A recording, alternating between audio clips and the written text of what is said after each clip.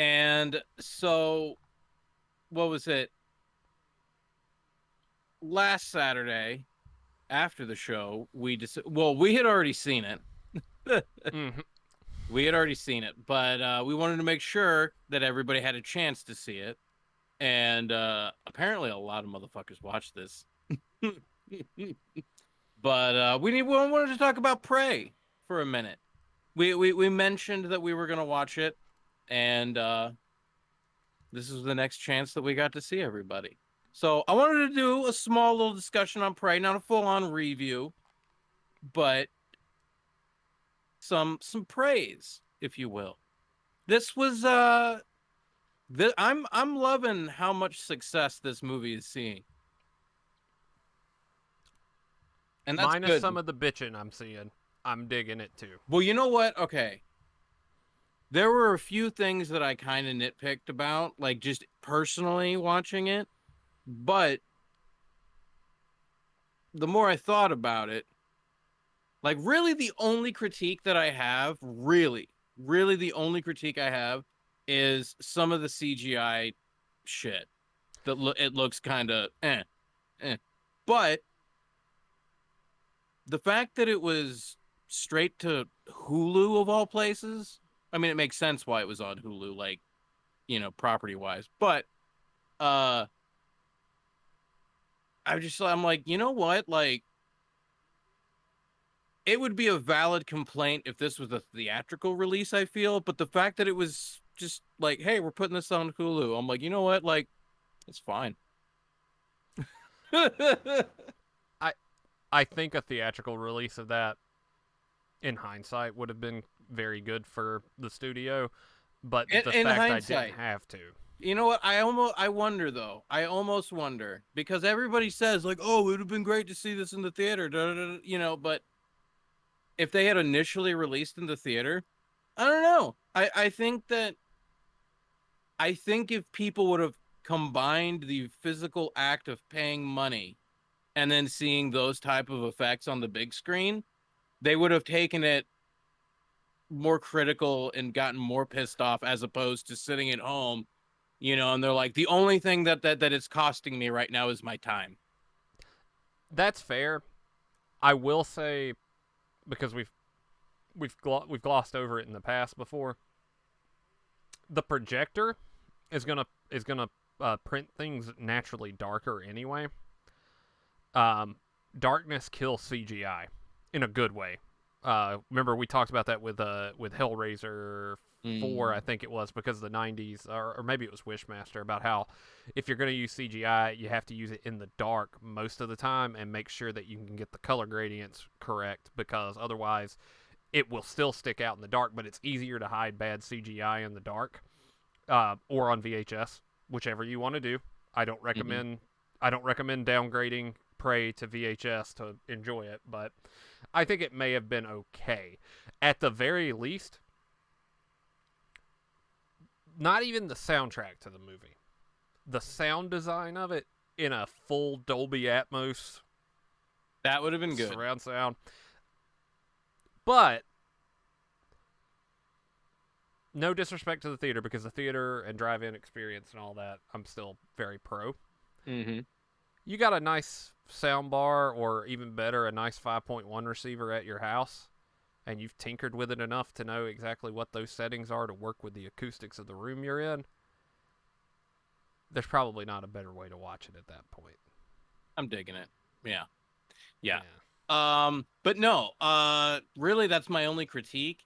Um, the girl in it, was it Mid Thunder, which is an appropriate kind of name, I guess, for the character Pretty dope. that she's playing.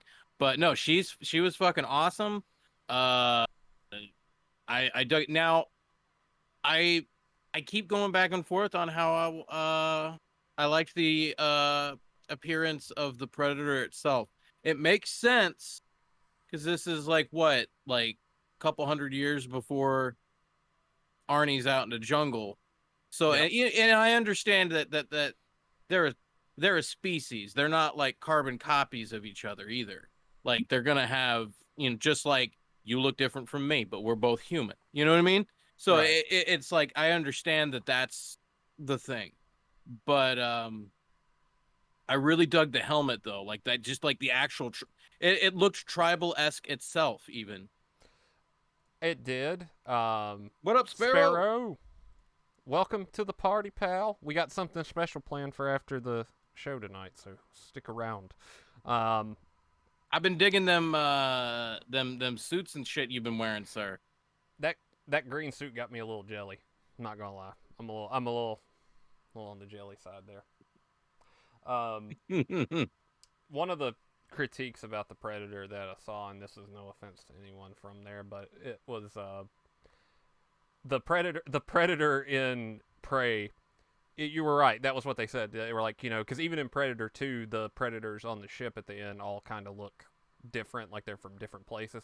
They were like, well, the one that landed on Earth in 1719 was from Alabama, so that was the Alabama of the Predator world. And I was like, no disrespect to my friends from Alabama, but Jesus Christ, I gotta laugh at it because I wasn't expecting it. But let's be real though. That was a redneck predator because his weapons were not laser based. He was using bladed shit. He went Yeah, out to the tool shed, cut down a couple of saw blades. Again, I'm not recommending this. This is not legal advice. Don't do what I'm saying. He went down, cut down a couple of saw blades and some lawn darts, and made himself a little shoulder rig out of it. That was kind of cool. I liked that he was a lot more primal, didn't rely on the tech too much. Um, and I liked that I've I've obviously seen Predator a good number of times, but I liked that you saw it learning, like Mm-hmm. who was like it showed up and it's like, okay, who's on top of the chain here, and it was studying things. You didn't get so much of that with Arnie. Like it kind of like knew what was up already from the get go. Mm-hmm. But I mean, granted, pretty easy to tell when you've got like the fucking muscle bound dudes with guns. You're like, well, Yeah. clearly you're here who I'm, you're who I'm hunting. Uh, Shame the Predator didn't wipe out the rebel camp for him already, though. yeah. Now, Yeah. uh, spoilers, but again, clearly everybody and their mom watched this movie, so I don't think we're spoiling anything for anybody. I'm assuming the majority of everybody here's watched it, but just in case, spoilers. There's always that one. But I wanted to talk about the ending real quick. Saw it opening night. Very good, very good. That's the way. Um, I liked the little nod to Predator 2 at the end. You didn't have to do that, but you did it, and it was cool. Even though there's more lore to that than what happened, I didn't care. As soon as you acknowledged that Predator 2 is canon, I was so I love the movie. What Yeah. can I say? Now, and then people are saying I saw it, but I wasn't really paying attention because like when the credits happened, I was busy talking to the wife about the movie. But apparently, people were saying that the cave drawings during the credits kind of like more ships show up and all that stuff, and I'm like, oh, okay. But the big question that a lot of people are talking about is the potential for making another. Now, this I feel this is a tightrope because as much as I liked this movie and as much as I liked that actress, the main character there, as much as I liked her, I don't think this is a story you double dip. I don't I don't think you have to double dip it, but I think based on, oddly enough, a couple of throwaway lines from Predator 2, you could have the Predator goes to feudal Japan Yeah. and Well, fights a samurai. see, now I'm glad you brought that up because that seems to be the go-to move if you do not double dip this story. Is it's like, okay, let's make a list of cool settings and shit where we can put the predator for a fight. But